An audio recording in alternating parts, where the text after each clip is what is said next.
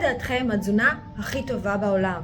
אולי התזונה הקטוגנית, הפלאוליטית, צמחונית, טבעונית, דיאטת דש, אולי התזונה הים תיכונית, אולי בכלל צום לסירוגין, תזונה דלת פחמימות.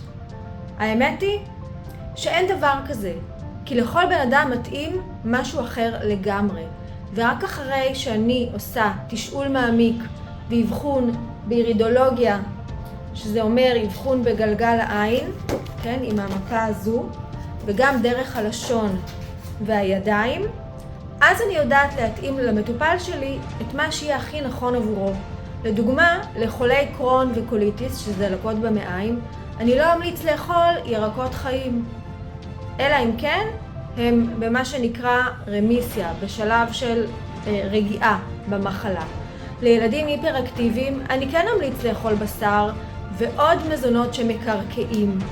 לאנשים סוכרתיים אני לא אמליץ לצרוך מיצים טבעיים של ירקות אפילו, מיץ גזר או סלק, כי זה יעלה להם את רמת הסוכר מאוד מהר בדם. אז לכל בן אדם מתאים משהו אחר. אין דבר כזה שיש תזונה שהיא אחת שיכולה להתאים לכל האנשים בעולם. אם יש לכם שאלות אתם יכולים לכתוב לי בתגובות, ואתם כמובן מוזמנים להתייעץ איתי לגבי התזונה הכי נכונה עבורכם.